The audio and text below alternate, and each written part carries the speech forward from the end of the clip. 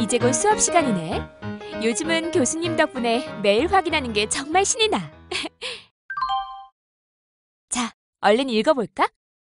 수요와 공급에 의해서 외환 가격이 하루 중에도 수시로 변환한다? 아, 환율 얘기구나. 관심은 있지만 제대로 모르는 개념인데. 이 기회에 확실히 배워야겠어.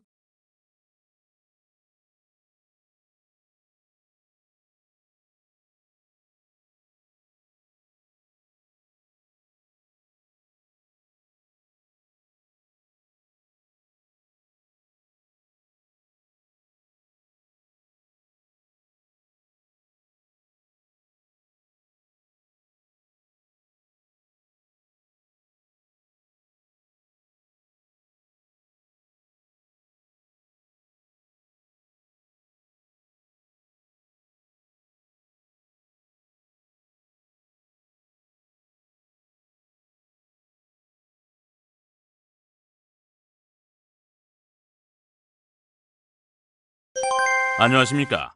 이번 수업 시간에는 국제 경제에서 빼놓을 수 없는 환율에 대해 얘기해 볼까요? 학습에 열심히 참여하면 여러분은 환율과 환율의 결정, 환율 변동이 경제에 미치는 영향을 설명할 수 있게 됩니다. 또 환율 정책과 외환 보유액에 대해 설명할 수 있게 됩니다. 잠깐! 이것은 여러분이 학습하면서 꼭 파악해야 할 키워드입니다. 수업 시간에 꼭 이해하시기 바랍니다. 환율은 어떻게 결정될까? 환율을 외국 통화 한 단위와 교환할 수 있는 자국 통화 단위수로 표시하는 방법을 네모라고 한다.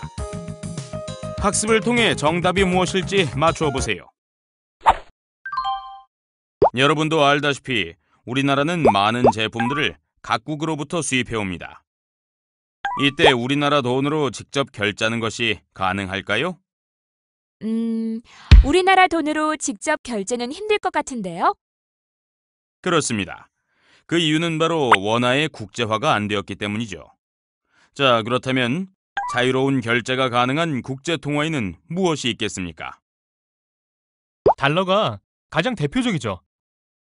요즘엔 유로도 많이 쓰여요. 파운드도 있고요. 아, 엔화도 국제통화예요. 네, 맞아요. 그래서 원화를 이러한 국제 통화로 환전해야 할 필요가 생깁니다. 환전을 할 때 환율을 사용하지요. 환율이란 한 나라의 돈과 다른 나라 돈 사이의 교환 비율을 말하며 기본적으로 외국 돈의 수요와 공급에 의해서 결정이 됩니다. 똑같은 물건이 세계 어디서나 같다는 가정을 하고 단순한 예를 들어봅시다. 햄버거 한 개 가격이 미국에서는 2달러, 우리나라에서는 2,000원이라고 합시다. 이런 경우 환율은 얼마일까요? 환율은 달러당 1,000원이겠네요. 그렇죠. 물론 여러 가지 이유로 실제로 이렇게 딱 맞아떨어지기란 드물어요. 여기서 달러화를 기준으로 원화의 단위수를 나타낸 방법을 자국 통화 표시법이라고 합니다. 좀 더 자세히 알아보죠. 자국 통화 표시법이란 외국 통화 한 단위와 교환할 수 있는 자국 통화의 단위수로 표시하는 방법이라고 말할 수 있어요. 바로 달러당 1,000원이란 표현이 이 방식을 취하는 경우죠. 자국 통화 표시법을 사용할 때 다음과 같이 달러당 원화 금액이 커지는 경우를 생각해 봅시다. 이 경우 원화 환율은 상승하고 원화 가치는 하락하게 되죠. 달러당 요구되는 금액이 커졌으니까요. 그렇다면 자국 통화 표시법에 의한 환율은 그 나라 돈의 대외 가치와 반비례하는 것이군요. 그렇습니다. 우리나라의 경우는 자국 통화 표시법을 사용하고 있어요. 이 방식과 반대로 사용하는 경우를 외국 통화 표시법이라고 부릅니다. 실생활에서 사용되는 환율의 종류에 대해 몇 가지 더 소개해 볼까요? 보통 은행에 가면 객장에 환율고시 전광판이 있는데 먼저 매매 기준율이 눈에 보입니다. 매매 기준율은 말 그대로 여러 가지 외화 매매의 기준이 되는 환율로서 외환 시장의 평균 환율을 의미합니다. 구체적으로는 외국환 중개 회사를 통해 거래된 미 달러와의 현물환 거래 환율을 거래량으로 가중 평균하여 산출합니다. 이 매매 기준율에 은행들은 거래 대상, 외환에 따라 약간의 스프레드를 가감하여 전신환 매도 매입률, 여행자 수표 매도 매입률, 현찰 매도 매입률 등을 고시합니다. 스프레드는 현찰 환율, 여행자 수표 환율, 전신환 환율 순으로 큰 것이 일반적입니다. 우리가 해외여행을 하려고 우리 돈을 외화로 바꿀 때 현찰과 여행자 수표 가운데 어느 하나를 선택할 수 있는데 현찰 매도율보다 여행자 수표 매도율이 낮기 때문에 여행자 수표를 이용하는 것이 유리합니다. 한편 환율 하락이 예상될 경우에는 현금보다 신용카드를 사용하는 것이 유리합니다. 실제 사용한 날짜와 결제 날짜가 차이가 있으므로 더 나은 환율로 결제할 수 있기 때문입니다. 해외에 송금할 경우와 해외에서 신용카드를 사용하였을 경우에 적용되는 환율은 전신환 매매율입니다. 그럼 이번에는 외환 시장에서의 환율 결정에 대해 알아봅시다. 먼저 다음 퀴즈를 풀어보시겠습니까?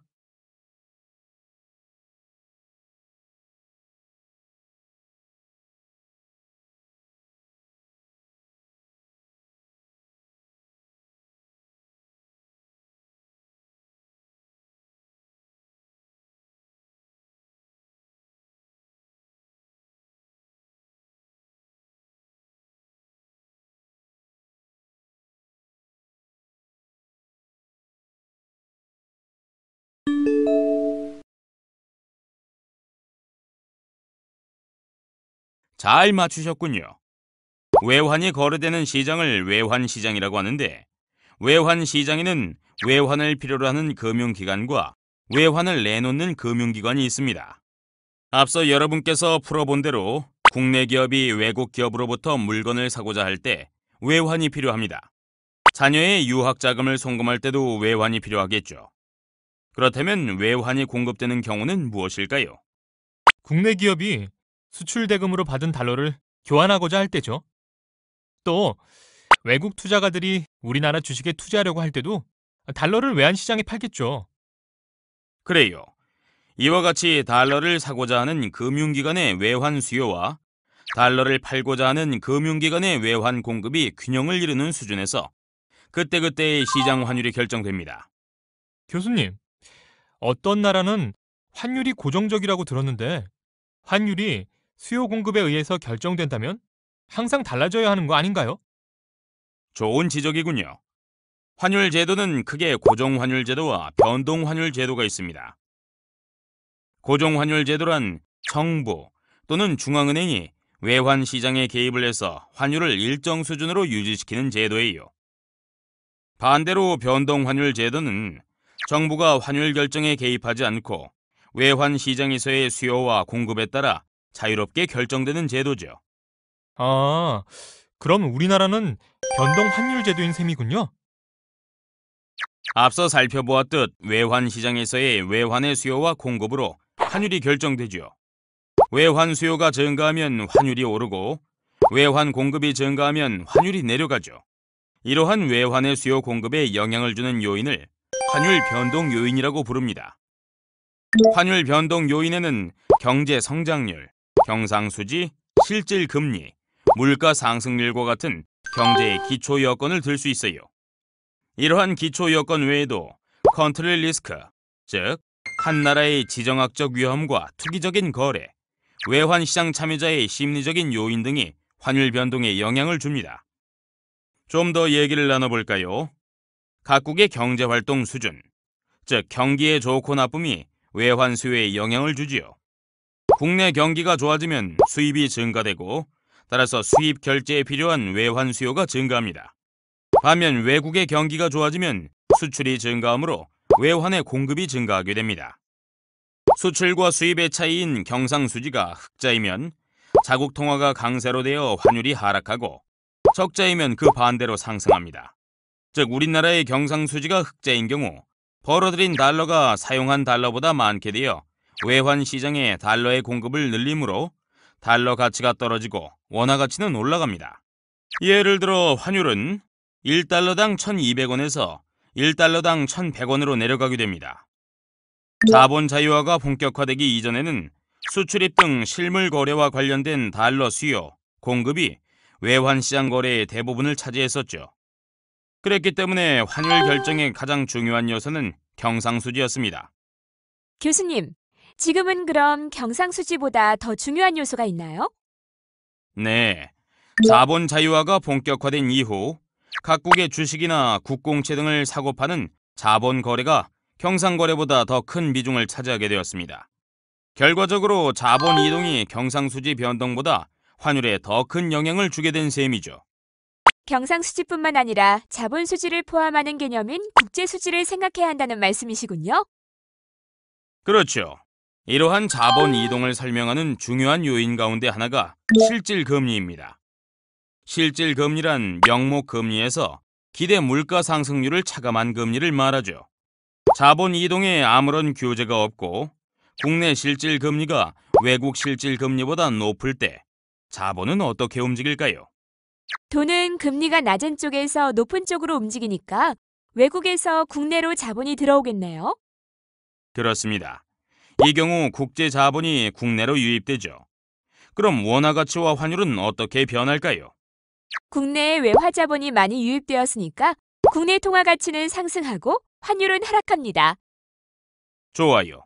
그러나 우리나라는 아직 채권 시장이 규모가 작아 외국의 투자 자금이 주로 주식 시장을 통해 들어오고 나감으로써 실질 금리 차가 환율에 미치는 영향이 작아 이론과 다르게 움직이기도 합니다. 예를 들어 국내 금리를 올려 내외 간의 실질 금리 차가 더 커진다 하더라도 원화가 반드시 강세로 되지는 않습니다. 인상된 금리가 지속될 것으로 예상되는 경우에는 기업의 이자 부담 증가로 생산 비용이 상승하여 결국 수익성이 떨어지게 되고 미래 수익에 민감한 주식 시장에서 이것이 반영되어 주가가 하락하게 됩니다. 그러면 외국인들은 우리나라 주식을 매도해 국제 통화로 교환하여 자본을 빼내갈 것이므로 원화가 도리어 약세를 보일 수 있습니다. 우리나라 상장 주식에 대한 외국인 보유 비중이 30% 정도를 차지하고 있는 점은 이러한 가능성을 더욱 높게 합니다. 이처럼 환율은 다양한 요인으로 움직이는데요. 경제의 기초 여건뿐만 아니라 투기적인 거래, 외환시장 참여자의 심리적인 요인이나 루머, 컨트리 리스크 등도 환율에 영향을 미치지요. 따라서 단기적인 환율 움직임을 예측하는 것은 매우 어렵습니다. 자, 그럼 다음 빈칸에 들어갈 말이 무엇인지 아시겠어요? 물론이죠. 환율을 외국 통화 1단위와 교환할 수 있는 자국 통화 단위수로 표시하는 방법을 자국 통화 표시법이라고 하죠. 환율 변동은 경제에 어떤 영향을 미칠까? 네모란 한 나라가 일정 시점에서 보유하고 있는 대외 외환 채권의 총액으로 국제 수지의 일시적인 역조를 보존하기 위한 준비 역할을 한다. 학습을 통해 정답이 무엇일지 맞춰 보세요.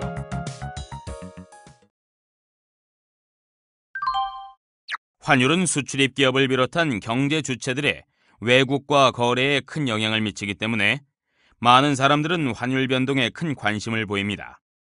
이제 환율 변동이 나라 경제에 어떤 영향을 미치는지 알아봅시다. 먼저 일반적으로 환율이 오를 때 어떤 변화가 있는지 알아보겠습니다. 환율이 오르면 경상수지가 개선되는데요. 환율이 오르면 수출에 있어 우리나라 제품의 가격 경쟁력이 높아지게 됩니다. 예를 들어 달러당 1,100원의 채산성이 맞는 상품을 제조 수출하는 기업 입장에서 달러당 1,200원이 되면 순이익이 전보다 더 많아지게 됩니다. 수출하는 상품의 단가를 낮춰도 물량 증가 효과는 더 크므로 수출 물량과 수출 단가의 곱인 수출액이 증가하게 됩니다. 거기에 반해 수입액은 감소하게 됩니다. 달러 표시 수입 단가가 동일하더라도 환율이 오르면 원화로 환산한 수입품 가격이 오르게 되어 국내 수요자 입장에서는 수입품을 덜 사용하기 때문입니다. 결국 수출에서 수입을 뺀 경상수지는 개선됩니다. 또한 환율이 오르면 원화로 환산한 수입 원자재 및 부품의 값이 올라 국내 물가 수준이 높아지게 되고 반대로 환율이 하락하면 수입 원자재 및 부품의 값이 하락하여 국내 물가 수준이 내려갑니다. 특히 우리나라는 수입 의존도가 높아 환율 변동이 국내 물가에 미치는 영향이 큰 것으로 알려져 있습니다. 한편 환율의 상승은 외채 상환 부담의 증가를 초래하기도 합니다. 경제 주체 개개인의 경우도 환율의 움직임에 영향을 많이 받게 됩니다. 예를 들어 원화 환율이 오르면 수출업체의 채산성이 좋아지므로 수출 기업과 관련된 업체의 근로자는 환율 상승의 수혜자가 될 수 있습니다. 반면에 수입업자는 일반적으로 환율이 오른 만큼 고스란히 국내 공급 가격에 반영하기 어려워 자신의 이익에서 원가 인상 요인을 상당 부분 흡수할 수밖에 없어 결국 수입 상품을 소비하는 소비자와 함께 환율 상승의 피해자가 될 수 있습니다. 원화 환율 상승은 또한 해외여행을 하거나 해외 거주 가족에게 송금하는데도 이전보다 더 많은 원화가 소요되어 불리합니다. 환율이 경제에 큰 영향을 미친다고 설명해 주셨는데요. 정부는 환율을 관리하고 있나요? 그럼요. 여기서 우리는 환율 정책에 대해 생각해 볼 필요가 있습니다.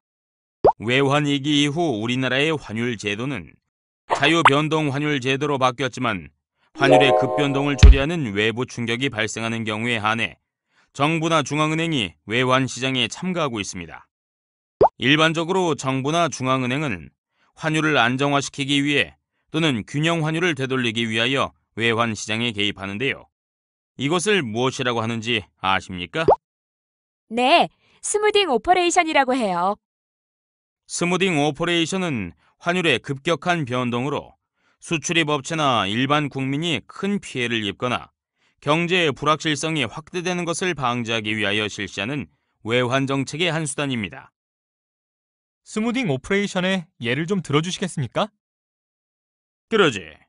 경상수지가 지속적으로 적자 또는 흑자의 불균형을 보이는 경우와 같이 시장에서 형성되는 환율이 한 나라 경제의 대외 균형을 이루는 환율과 상당히 차이가 나는 경우가 있을 수 있어요.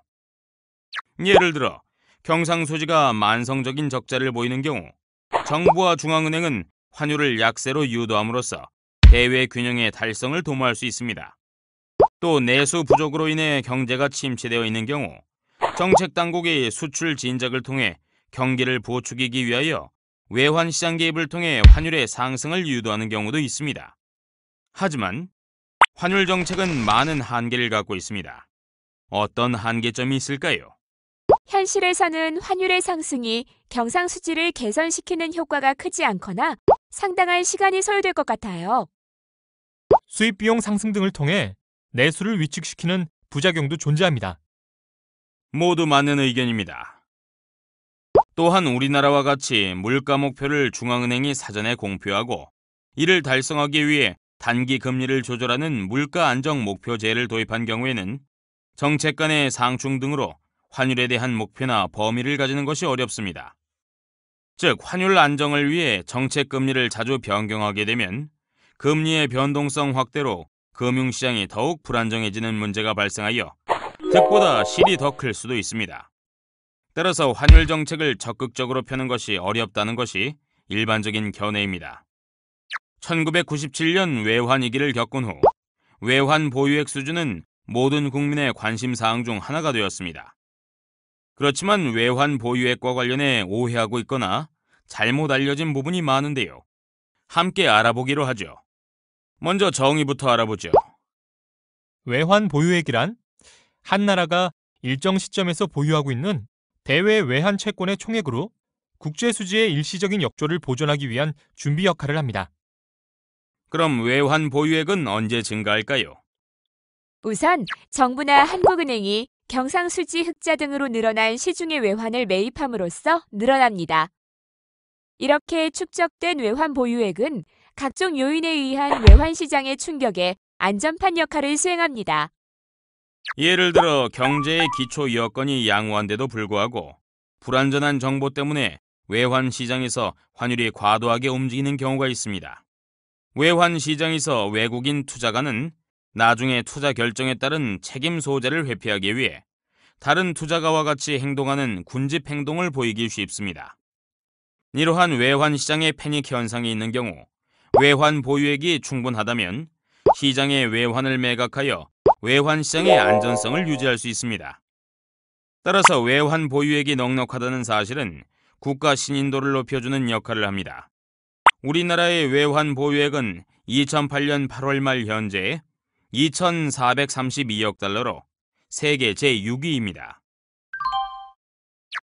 이번에는 외환 보유에 따른 기회비용에 대해 알아보겠습니다. 외환 보유에 따른 기회비용은 과연 얼마나 될까요? 다시 말하면 어느 정도의 외환을 보유하여야 적정하다고 할 수 있을까요?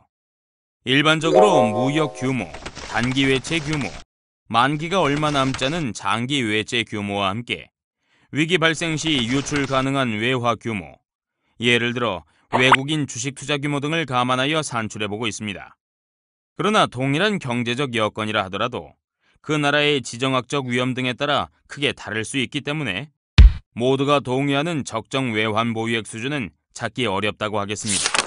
한 가지 더 고려해야 할 것은 중앙은행인 한국은행이 그 본래의 목적인 안전성과 유동성을 최대한 확보하면서 외환 보유액의 운영 수익도 극대화하고 있다는 사실입니다.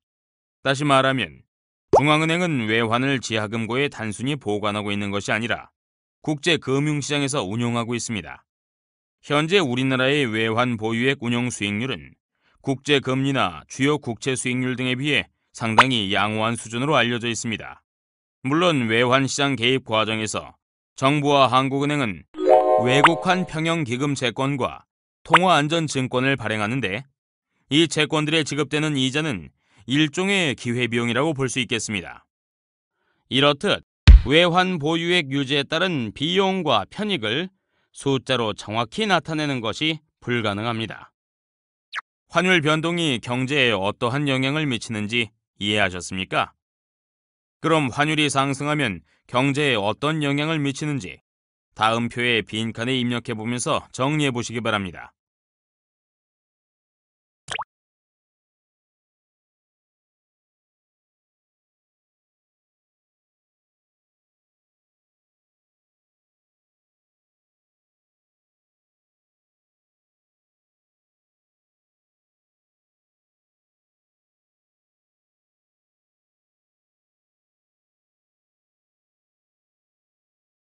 자, 그럼 다음 빈칸에 들어갈 말이 무엇인지 아시겠어요? 네, 외환 보유액이 들어가야 해요. 외환 보유액이란 한 나라가 일정 시점에서 보유하고 있는 대외 외환 채권의 총액으로 국제 수지의 일시적인 역조를 보전하기 위한 준비 역할을 합니다. 그럼 오늘 학습한 내용을 확인해 보시겠어요? 문제를 잘 읽고 알맞은 답을 선택해 보세요.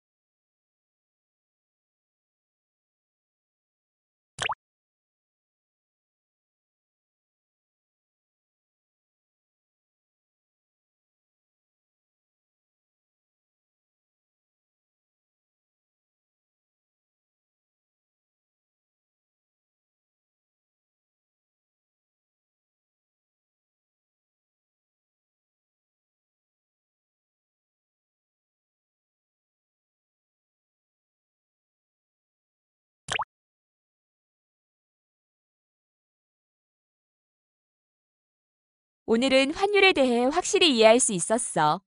내가 사업을 하는 데 있어서도 꼭 중요한 부분이니 잊기 전에 정리해봐야지.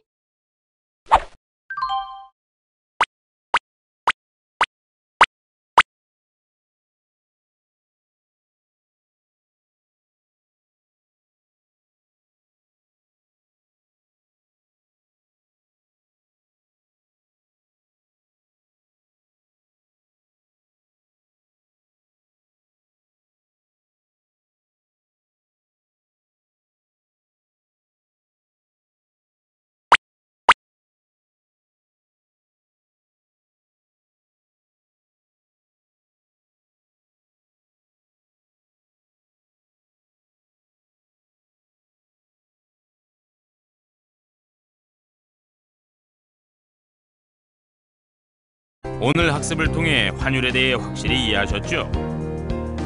다음 시간에는 경제 안정화 정책에 대해 알아보겠습니다. 다음 시간에 다시 만나요.